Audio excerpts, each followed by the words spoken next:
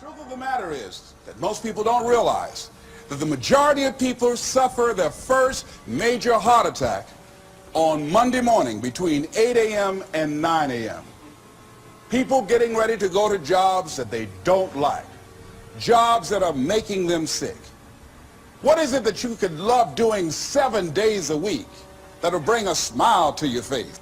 You've got to start saying yes to your life. You've got to start saying yes to your dreams, yes to your unfolding future, yes to your potential. You know, every year I used to say, this is my year. But ladies and gentlemen, one good year won't be enough for me. How many of you can use a good decade? Raise your hands, please. Fantastic. All right, now, here's what I want to do. I want to share with you how you can begin to make this your decade. How many of you know within yourself, if you ask yourself the question, have I done all that I'm capable of doing or being and living up to my potential? How many of you have to really answer, no, I have not done all that I can do? Raise your hands, please. Okay, very good. Now, here's what we know. That people don't do what they know in life, but what they do is they operate within the context of the vision they have of themselves. So what I want to share with you is how to begin to get a larger vision of yourself and how to begin to make this your decade.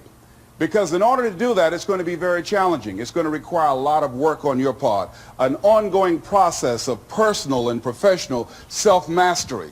And it's going to require that you begin to see yourself worthy of the requirements in terms of effort, in terms of commitment, in terms of action, in terms of preparation, or whatever it is that you need to do in order to take your life where you want to take it. So one of the first things I ask you to do is I want you to look at your life right now and think about something that's important to you, something that gives your life a sense of value. Think about something that you'd like to have or something you'd like to create for you or your family or for society. I want you to hold this thought in mind. Now, one of the first things I want you to do is don't worry about the inner conversation that you're going to have. Don't worry about how you're going to do it. That's going to come. You're going to develop a plan of action. You will find the way. You'll become the kind of person that can attract the people, the resources, and everything you need in order to make that become reality. But I want you to be mindful of your inner conversation. I remember once I was sitting in an audience and Zig Ziglar, who I consider one of the greatest motivational speakers on the planet, he was giving a speech. And I was out in the audience and I saw him going back and forth. And within myself, I said, I'd like to do that. I can do that. And I leaned over to the guy next to me. I said, how much do they pay him to do that? And he said, $5,000. I said, I know I can do that. And I admired him.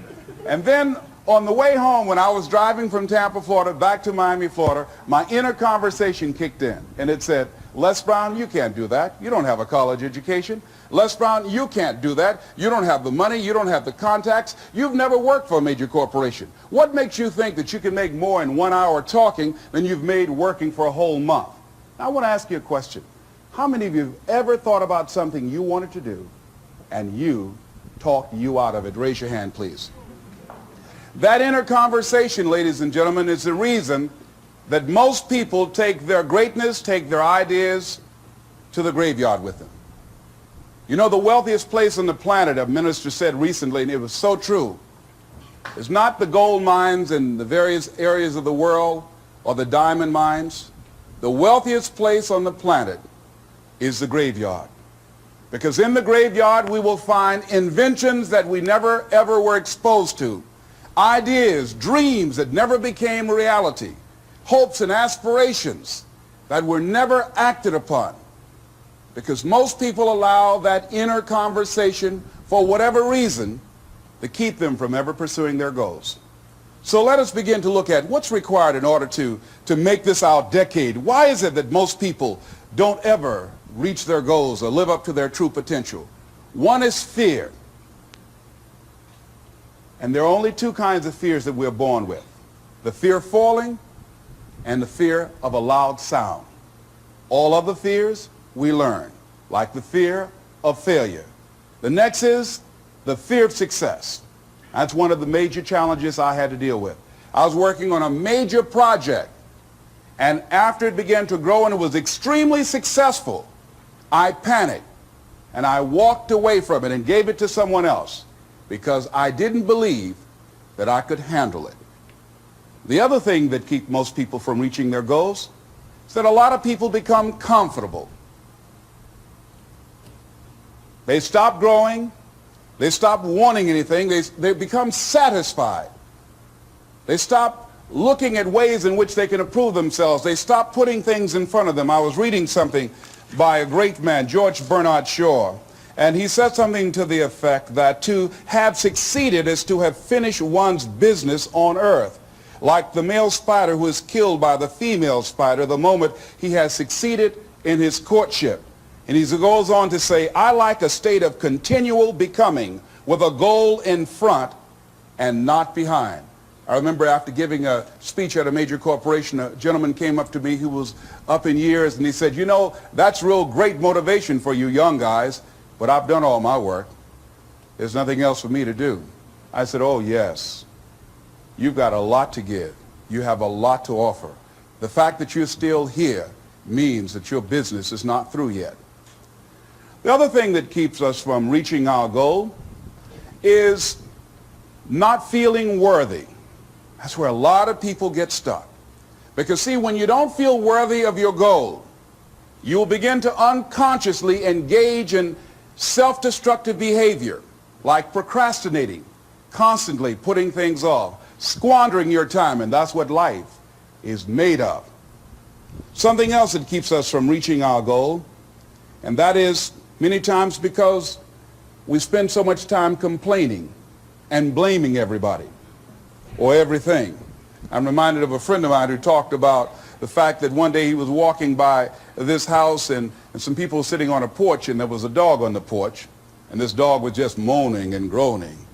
So he was curious, and he asked the owner, he said, why is this dog moaning and groaning? And the owner said, because he's laying on a nail. He said, well, why doesn't he get off? He says, it's not hurting bad enough for him to get off. How many of you know people who moan and groan and complain about life all the time, all right? They might moan and groan about their job. I'm sick of this job. I'm sick of you. And they just moan and groan and complain all the time and never do anything about it. They haven't got to the point where they're sick and tired of being sick and tired. They just have enough energy to complain about it, and they consider that, in fact, they believe that that's equivalent to doing something about it, just complaining. No, that can't get you where you want to go. That cannot create your reality for you. The other thing that keeps most people from realizing their true greatness and their true potential, circumstances, their environment. There are many people who believe because of where they're born, because of the area where they are in life and where they find themselves, that's all they know. Given my circumstances, ladies and gentlemen, I shouldn't be doing what I'm doing right now. See, I know something about you, even not knowing you, that you've got greatness within you. You have the ability to do things that you can't even begin to imagine. You have talents and skills in you that you haven't even begun to reach for yet. No one could have convinced me, given my circumstances, given my background, that I would be doing what I'm doing right now. I was born in Liberty City on a floor on 62nd Street, my twin brother and me. When we were 6 weeks of age, we were adopted. When I was in 5th grade, I was identified as EMR, labeled educable mentally retarded, and put back from the 5th grade into the 4th grade, and stayed in that category until I got out of high school. I have no college training, but here's what happened. I had an intervention in my life. A man who saw something in me at a time that I did not see something in myself. I never forget being in his class one day waiting on a friend of mine who was there to rehearse for a play. He did not show up, and he asked me to go up to the board and write something on the board. And I said, I can't do that, sir. He said, why not? I said, well, I'm in a special education class. He said, what do you mean? I said, go up to the board and write what I'm about to tell you. I said, I can't do that, sir. Why not? I'm educable mentally retarded. And he came from behind his desk. He said, don't ever say that again. Someone's opinion of you does not have to become your reality. And that changed my life. It was Oliver Wendell Holmes who said that once a person's mind is expanded with an idea or a concept, it can never be satisfied to going back to where it was. So some of you are going to experience a breakthrough. Some of you are going to go back and look at your dreams and brush them off. Some of you are going to begin to look at yourself and say, hey, look here, I know I have not done all that I can do. whatever goal that you have in mind, I want that to be a goal that will challenge you, something that will make you stretch. It was Osborne who said, unless you attempt to do something beyond that which you've already mastered, you will never grow. What is it that you looked at some point in time and you decided that you couldn't do it, that you talk yourself out of it? Whatever it is, bring it back out there. How you're going to do it, that will come to you in due time. See, you don't get in life what you want, ladies and gentlemen. You get in life what you are, not what you want. And see, the good news is that we can always become more by working to develop ourselves. So the first process of making this your decade, you've got to begin to take a look at your life and look at where are you right now? What are your strengths? What are your weaknesses? What gives your life a sense of fulfillment, a sense of joy? What does a full, rich life means to you? What is it that you could love doing 7 days a week that'll bring a smile to your face? Think about that. In all the areas of your life, your professional life, your personal life, your family life, your spiritual life, what is it that you'd like to have? Once you begin to determine that, that takes you to the next step. And that is, once you decide what it is that you want, now you've got to decide that you deserve that. Repeat after me, please. I deserve the best that life has to offer. I deserve to find my purpose in life. Shake somebody's hand on your right and left and say, find your purpose.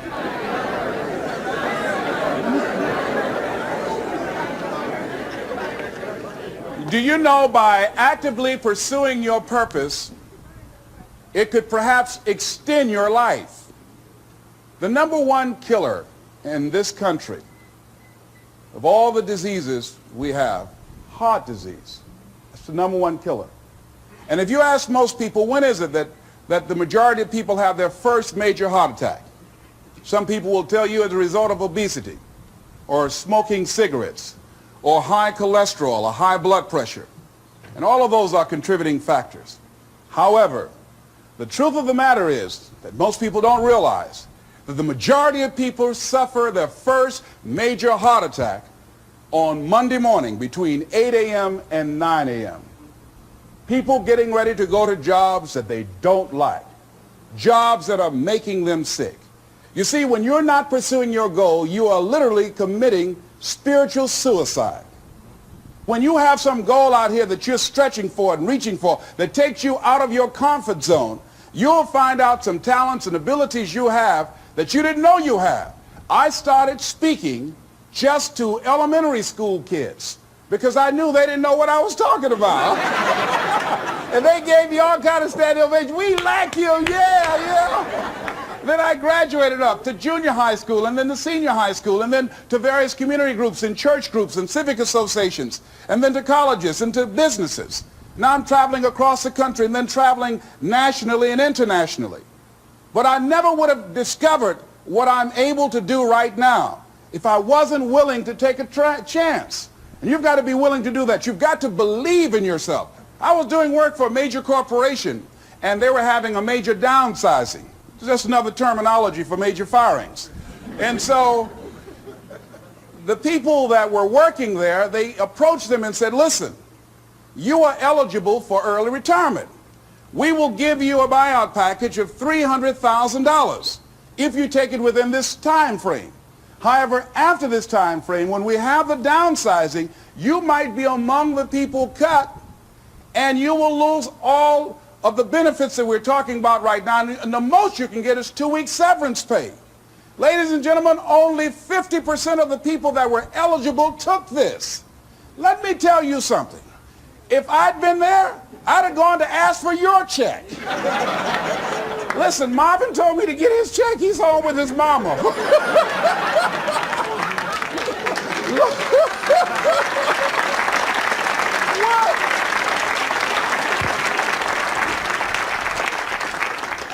I would have taken that money so quick and had other people checks.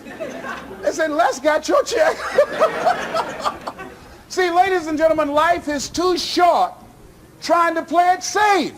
It's too short and unpredictable, being miserable. It's too short for that. Here's the thing. There's no safe position in life. Let me tell you why. It's a quiet secret that most people don't realize. You can't get out of life alive. Hello, you can't get out of life alive. So there's no safe position. You can die in the bleachers or you can die on the field. You might as well come out on the field and have a good time, right?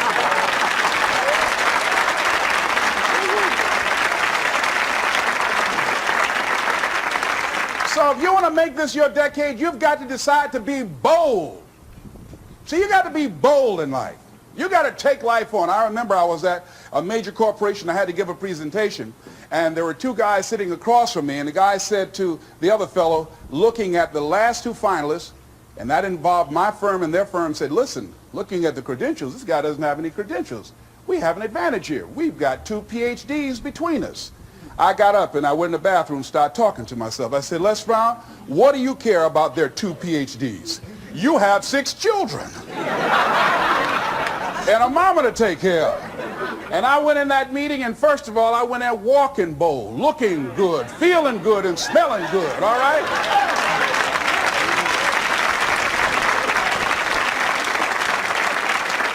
And I sat across that table and we started negotiating, and I operated in a spirit of absolute certainty. I looked at them as if the only reason that they were born was to give me that contract. They survived 1 out of 9 million sperms to carry out this transaction. And I got the contract. Hello.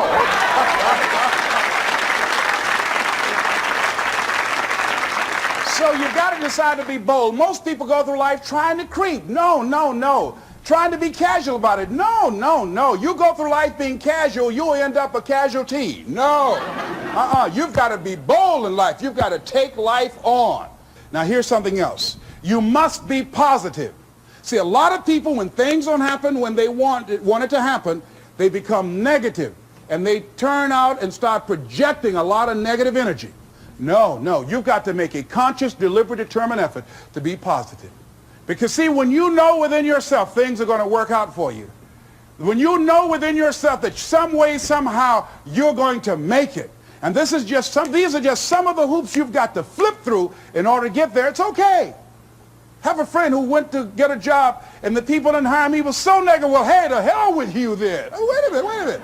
They just don't have a job today. Don't burn your bridges behind you. Don't talk about the guy's mama. Come on. All right? Oh. Now, here's the last thing. If you want to reach your goal and have a competitive edge, you've got to be hungry. A lot of people love me to tell this story. When I got out of school, you know, my first major goal was to buy my mother a home, and my hero in broadcasting was Paul Harvey, and I wanted to become involved in broadcasting, and I loved the disc jockeys that were on the air, and I wanted to become a disc jockey. And Mr. Washington said something to me that I'll never forget, who was my mentor in high school. Repeat this. Whitney Young is his quote. It's better to be prepared, for an opportunity and not have one than to have an opportunity and not be prepared. See, so I started working to develop my communication skills and expand my vocabulary. I started visualizing myself being a disc jockey. I saw myself on the air having a talk show and playing records and people listening to me. That was my vision. That was my dream. I held that in mind constantly. And I would practice all the time. Practice makes what? Absolutely not. Just dislodge that from your mind. Practice only makes improvement. Perfection doesn't exist. They need to take it out of the dictionary. It doesn't exist. Practice only makes improvement. You can always better your best. You have not done your best work yet. As long as you're here, you have a chance to transcend yourself. So don't believe in perfection. It doesn't exist. It only makes improvement. So I would practice every day, every day, every day. And finally, I went over to this radio station, asked a guy for a job named Mr. Butterwall, and I said, how you doing, sir? I'd like to get a job. I was working on Miami Beach at the Fontainebleau Hotel at the time. The Jackie Gleason and the June Taylor dances were famous. And my favorite program on television, most people would not remember, John Beresford Tipton. Hi, my name is Michael Anthony. I have a check for $1 million. How many of you remember that program, all right? The Millionaire, that was my favorite program on television, you know. So this is my fantasy, you know, and every time we would drive from Miami Beach, I would fantasize, oh, that's the house. When I get my million, I'm going to buy my mother that home over there. So that's my fantasy. So I went up to Mr. Butterball, and he said, do you have any radio experience? I said, no, sir. You have any background in journalism? I said, no, sir. I said, but I can never get experience if you don't give me the opportunity. I've been practicing a lot, sir. He said, I'm sorry, we don't have any job for you. I said, thank you, sir. He didn't know my reasons for being there. My reason, I wanted to use radio as a means to earn the money to buy my mother a home. I went back to the radio station again. I said, how you doing, Mr. Butterball? My name is Les Brown. I know your name. Didn't I just see you here yesterday? I said, yes, sir. I said, y'all have any jobs here? Didn't I tell you yesterday we didn't have any jobs? Yes, sir, but I thought maybe somebody got fired or resigned. I didn't know so. I went the next day. How you doing, Mr. Butterball? He said, yes. And I just didn't take it personal. How you doing? So y'all have any jobs here? Didn't I just tell you yesterday and the day before we didn't have any work? Well, I thought maybe somebody died, sir. I didn't know. I went the next day, showed up like nothing was wrong, like I saw him for the first time. How you doing, Mr. Butterball? Y'all having here? He said, boy, make yourself useful. Go get me some food. I said, yes, sir. See, many times when you want more, you've got to be willing to pay your dues. So I became their errand boy. I would get their lunch and their dinner and all kind of food for them. After a while, I would take the food to them in the control room, and I would not leave until they would ask me to, and I'd watch them working the controls, and I'd memorize their hand movements. And pretty soon, they would trust me with their cars to go pick up entertainers that came into town, entertainers like Sam Cooke, Dinah Ross and the Supremes, the Four Tops and the Temptations. I would drive them all over Miami Beach in the disc jockeys' cars. I didn't have any driver's license, but I was driving like I had some.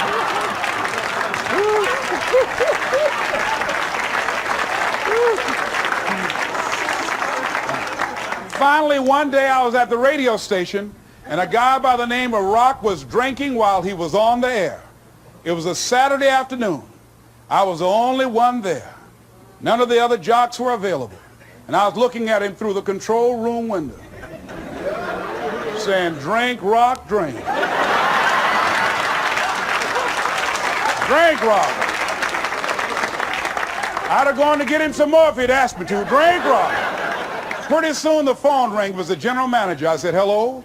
He said, Les, this is Mr. Klein. I said, I know. He said, Rock can't finish his program. I said, I know. He said, would you call one of the other DJs to come in? I said, yes, sir. I hung the phone up. I said, now he must think I'm crazy. I called my mom and my girlfriend, Cassandra. I said, y'all come out on the front porch and turn up the radio. I'm about to come on the air.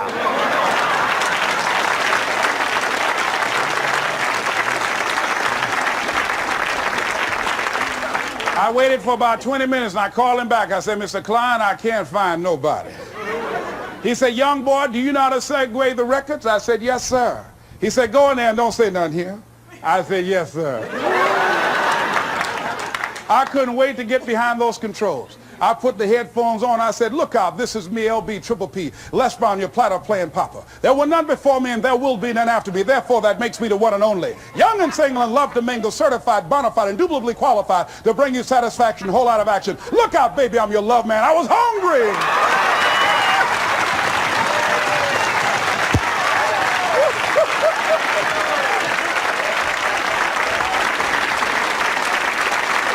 You feel better when you are able to have charge of your destiny, doesn't it? Gives you a good feel. Gives you choices. You can do more things. See, my first major goal was to buy my mother a home. I feel like Abraham Lincoln, who said, all that I am and all that I ever hope to be, I owe to my mother. And I said to my mama one day, I said, Mama, when I become a man, I'm going to buy you a home. And you won't have to go to work every day. You won't have to work. You just sit down, Mama. She was getting up, getting dressed to go to the M&M cafeteria. I was just following her around. I said, watch, Mama. One day you won't have to leave here to go to work no more. It's raining outside. You won't have to go to work in the rain. You just do what you want to do. Like stay home and fix me sweet potato pie. My mama fixed the kind of sweet potato pie you can't eat with your shoes on. You have to take your shoes off so you can wiggle your toes, all right? But that was my dream. That was my passion. I saw that, and that drove me. That was my reason for being. So one of the things, in order to make this your decade, in order to reach your goals, you've got to find some reasons that make you strong, some reasons that will make you hang in there when times get rough, because they're going to get rough. It's going to be very challenging. Whenever you decide that you want to grow, whenever you decide that you want to go to another level, all hell will break loose. Everything that will happen, the other that can happen, will happen, and at the worst possible moment. They call it Murphy's Law. See, whenever you decide that you want to go to another vibration, it's like when you get into an airplane. The first thing they tell you to do is do what? Fasten your seatbelt. Because you're going to experience some turbulence when you're going up. And some of you are already experiencing that turbulence. Don't be frightened by that. See, whenever you decide you want to go to another level, you've got to fasten your psychological, your mental, and your spiritual seatbelt. Because it's going to be a while before you experience a comfortable altitude. You're going to get there. It's there. But you've got to go through this phase here. This is how you grow. This is how you develop. See, life is like a roller coaster. Sometimes you're up, sometimes you're down. Sometimes things go well, and sometimes they don't go well. But in the down moments, that's when you discover who you are. During the down moments, see, in this prosperous time, you put it in your pocket. In the lean times, you put it in your heart. And that's when you discover who you are.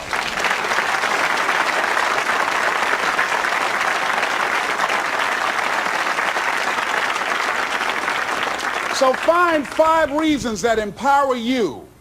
Why is it that you deserve your goal? What are the 5 reasons that you won't give up?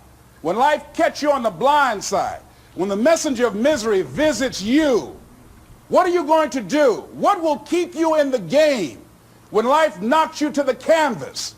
See, the Buster Douglas that fought in the last fight was not the Buster Douglas that fought Mike Tyson. See, the Buster Douglas that got knocked down while fighting Mike Tyson had gotten out of an alcohol recovery center. His mother had died. His wife was ill with a terminal illness. He was considered a nothing, a bum. So when he got knocked down, Buster Douglas had a reason to get back up because he said, I'm dedicating this fight to the memory of my mama. But when he fought the last fight that he had, and he got knocked down, and he had a guaranteed $24 million in his pocket, whether he got up or not, he just said, hurry up and count me out.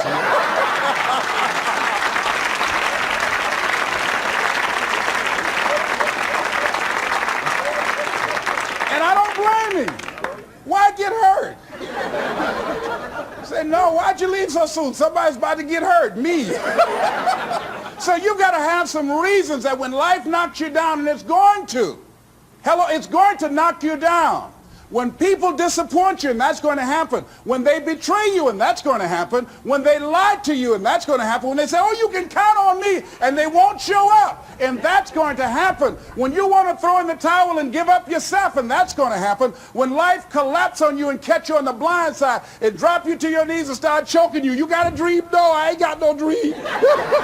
And that's going to happen. What reason can you remember that you can call on, that you can reach on, that can make you get back up? Find that reason.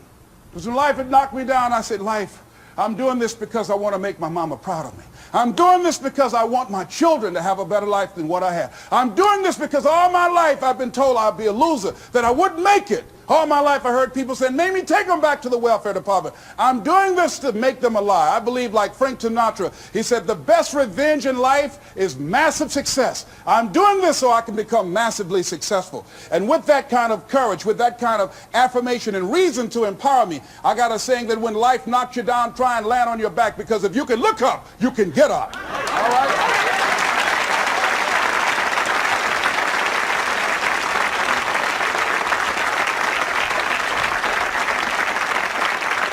So when you run out of money, when things don't work out for you, when things happen that you could not anticipate, what are the reasons that you can think of that can keep you strong, that can keep you in the game, that will be your rod and staff to comfort you, that can be your bridge over troubled waters? Those reasons are very important. Nietzsche said, if you know the why for living, you can endure almost anyhow. So find out the reasons that you do what you do. Find out the reasons that will make you strong, that will make you walk by faith and not by sight, that will make you pursue your dream when everybody is against you or don't believe in you no more. And let me tell you something, that's a lonely feeling. It's a lonely feeling, particularly people that you're doing it for, or people that stand to benefit the most, or people who should be the #1 members in the encouragement club, but they end up saying, you can't do it, and they become members of the discouragement club. Oh, it hurts very badly. I know what that's like. Have people that you love close to you that look at you with that look and say, why don't you try something else? Why don't you give up? I said, but this is my life. I have got to do this. Les, you had a good job at Sears. That man like you. Mama, I can't go back to Sears. I got to be my own boss. I can't do that. I mean, you know, it's ladies and gentlemen, you know, when you work on a job that's dead end, you can see the ceiling already. It's like going in the middle of a movie. And after you've seen the movie, sitting back through that over again, there's something missing. You know the hero is not going to die. You know what the outcome is already. And so that's why a lot of people, a lady was telling me, she said when she went to work, it felt like a refrigerator fell on her shoulder as soon as she stepped in. Because she knew she'd gone as far as she could go. See, they're paying her just enough to keep her from quitting, and she's worked just hard enough just to keep from getting fired. How many of you know people like that? Raise your hand. One of you didn't raise your hand, you the one.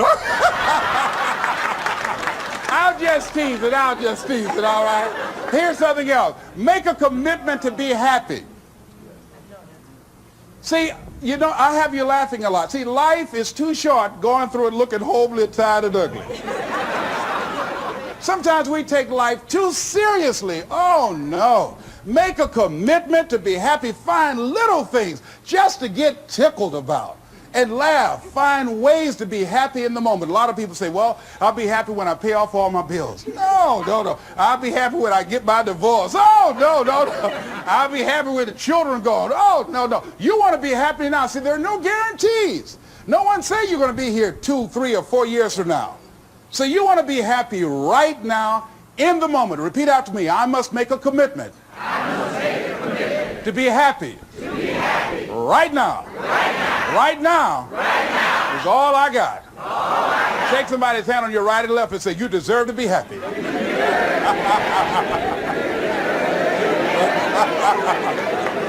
Make a commitment to be happy because life now has new meaning for you. Just enjoying the sunset or just looking at life or looking at nature, going for a walk. It's the little things in life that counts. Here's something else that you want to begin to do in order to make this your decade.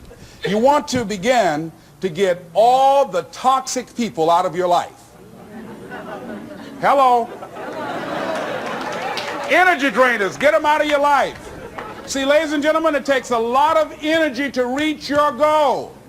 It takes a lot of emotional, mental, and spiritual energy to reach your goal. And you can run faster with 100 who want to go than with one around your neck. See, there are two kinds of relationships. Sid Simon talks about this. Nourishing relationships and toxic relationships. Nourishing relationships are the relationships that inspire you. They motivate you. They bring the best out of you. Toxic relationships are relationships with people that always criticize you. All they can do is find fault. All they can do is just exploit your weaknesses. All they can do is remind you of the mistakes that you've made in the past. These people are bad for your health. Toxic people can run your blood pressure up. One apple can spoil a whole barrel. One negative energy drainer can spoil your whole life. I know people whose lives have been ruined because somebody wasn't good for them. See, there are some people that aren't good for you. Hello? They aren't good for you. You've got to get them out of your life. See, a lot of people put up with a lot of foolishness because they don't want to die by themselves. Here's what I believe. I believe in a one-to-a-box theory.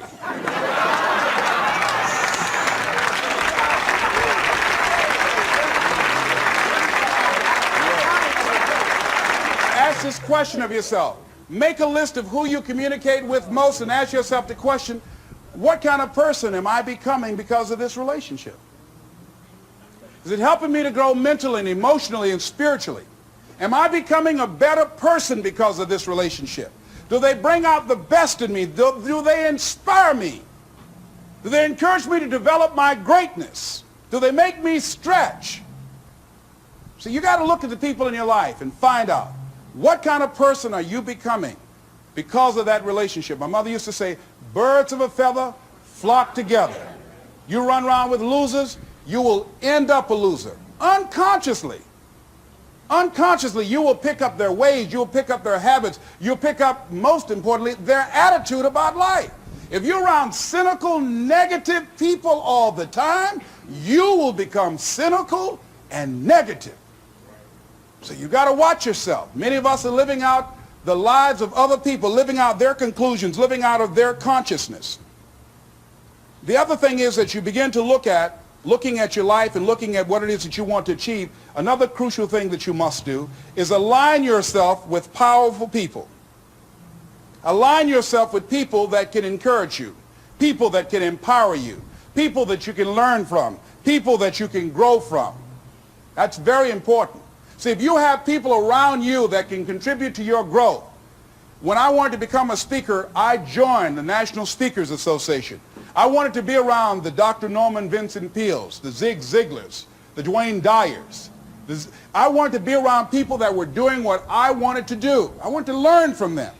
And you want to do that too. You want to align yourself with people who think like you, people who dream like you, people who want more out of life, people that are stretching and searching and seeking some higher ground in life, as opposed to the majority of people. Somebody said, always strive to get on top in life because it's the bottom that's overcrowded.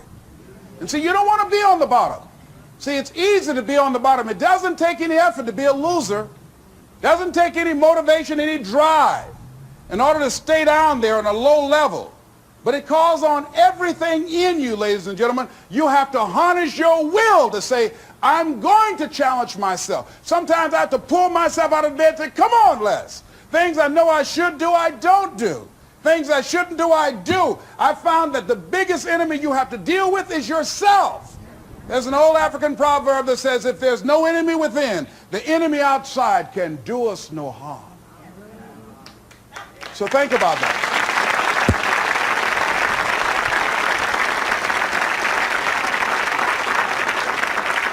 So as you begin to look toward making this your decade, as you begin to look toward making your life different, as you begin to look at yourself, you've got to redefine yourself. Who are you right now? And who must you become in order to create what you want? What has to change about you? What is it that you're doing right now that would be a liability for you? As you begin to look toward the future and take inventory of yourself, what is it about you right now that you've got to leave this behind because this no longer fits? Looking at where you want to go and the kind of person that you must become, the kind of standards that you have for you. What is it that you must do differently? Repeat out to me, please. If you want to keep on getting what you're getting, keep on doing what you're doing. See, that doesn't take an Einstein for that one. Am I right? It makes sense unless you change your pattern, unless you change the way you're thinking, unless you change your behavior, you're going to continue to produce the results in your life. See, all of us are winners, but some of us are producing results that we don't want. And so all you have to do is look at your game plan, look at your strategy. How is it that you have been being? What is it that you've been doing to produce this? See, you're the director, you're the producer, you're writing the script, you're the star of your life. And as you begin to look at your life, you can decide whether or not it's a smash or whether or not it's a flop. That's in your hands. Look at your life, look at where you want to go. Don't worry about your circumstances. Don't worry about your age. I have a friend who's up in age, over 70, and she wanted to build a multi-million-dollar complex. The name is Dr. Johnny Coleman. Lenders and bankers say, you can't do that, you're too old.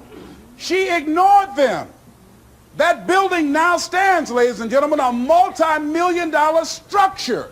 But there are a lot of people who would have listened to that. There are a lot of people that would not have even gotten to that point. They would have talked themselves out of even going down to the bank to ask for it, because they've already said no to themselves. See, it's time now. If you want to make this your decade, you've got to start saying yes to your life. You've got to start saying yes to your dreams, yes to your unfolding future, yes to your potential, as opposed to saying no. See, 87% of our self-talk is negative. So you've got to make a conscious, deliberate, determined effort to say yes to your dreams. Why not? Why not me? Don't spend time like most people going through life complaining.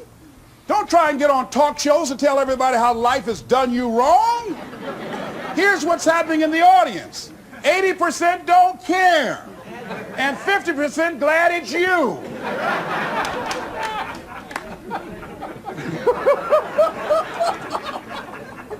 All right? So when you know that, you don't go around crying, oh, you know what they did to me? Who cares? Get away from me before they come back.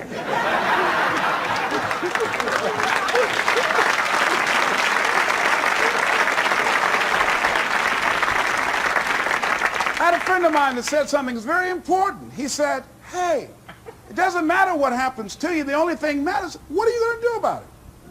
That's all that matters. Okay, life knocked you down. What are you going to do about it? How long are you going to sit there and say, you know what they did to me?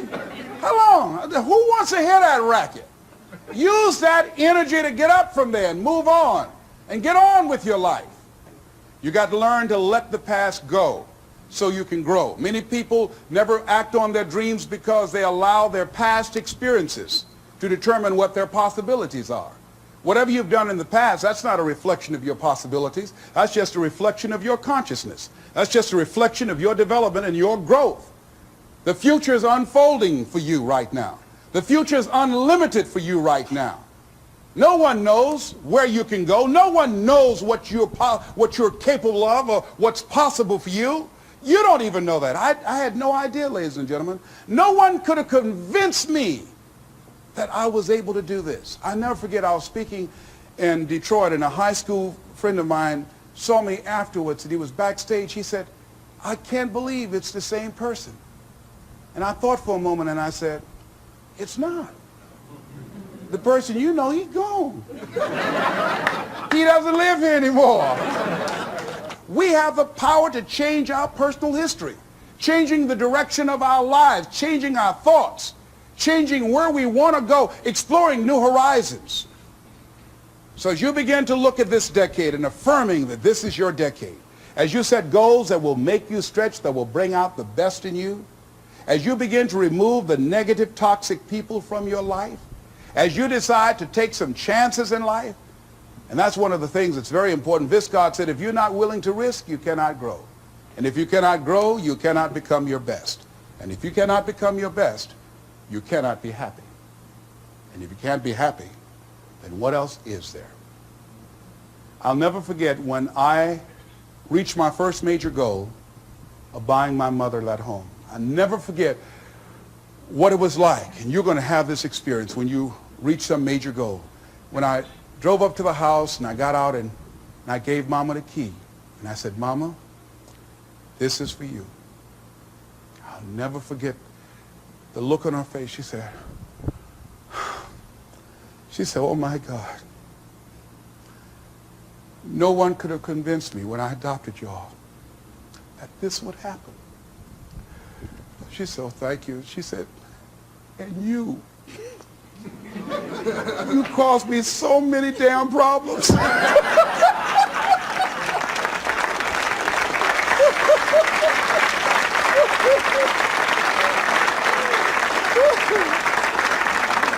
I was just one of those kids that had a lot of energy. But no one knew what I was going to become. It was a great philosopher, Goethe. He says, look at a man the way that he is, he only becomes worse. But look at him as if he were what he could be, then he becomes what he should be. And what Mr. Washington did was he looked beyond my faults and saw my needs. And he said, I see something in you. And I was there, oh God, I hope he's right. And I want to live up to his expectations. See, no one rises to low expectations. Finally, here's one last thing I'd like to leave with you. If you want to make this your decade, find some cause that you believe in. See, this is my profession, but my greatest joy in life is working with young kids. Every Monday, I fly up to Chicago to work with 600 young kids at Christ Universal Temple Church, working with them to develop a sense of purpose and direction with their lives. We develop a training program. If they're addicted to drugs or alcohol, we help them to get into a permanent recovery program. If they're not, we help them to develop a vision of themselves where drugs and alcohol does not fit. I love it when I go into the Cook County Jail and see the look on these young men's faces, the anger and the self-hatred. And then when we leave there, see the difference in them as we begin to touch a spark in them as Mr. Washington touched in me. And you cannot put a dollar price on that.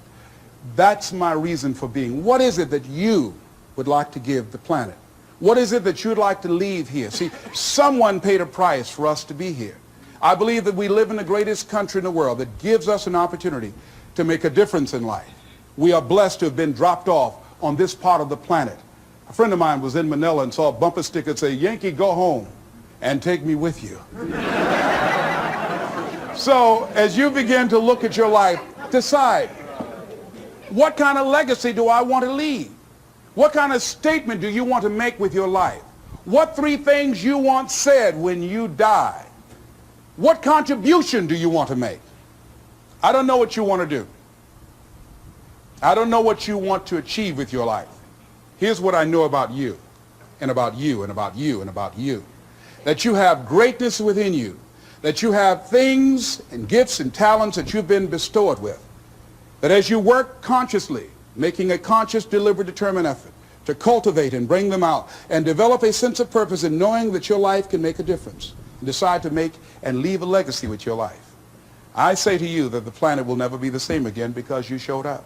As you begin to look toward the future and affirm that this is your decade, this is what I like to leave with you that I'm known by. It's become my motto. And it says simply this: what do you want to do? My goal is to be the best son that I can be to my mother. My goal is to be the best father that I can be to my children. And my goal is to create a drug-free America, be the best motivator that I can be. Whatever your goal is, this is what I like to leave with you. It says simply this, that if you want a thing bad enough to go out and fight for it, to work day and night for it, to give up your time, your peace, and your sleep for it, if all that you dream and scheme is about it, and life seems useless and worthless without it, and if you gladly sweat for it and fret for it and plan for it and lose all your terror of the opposition for it, and if you simply go after this thing that you want with all of your capacity, strength and sagacity, faith, hope, and confidence, and stern pertinacity, if neither cold poverty, famish, or gulf, sickness, or pain, of body and brain can keep you away from the thing that you want, if dogged and grim you besiege and beset it, with the help of God you'll get it. This is Mrs. Mamie Brown's baby boy, Leslie Calvin Brown, saying it's been a plumb pleasing pleasure as well as a privilege. Thank y'all.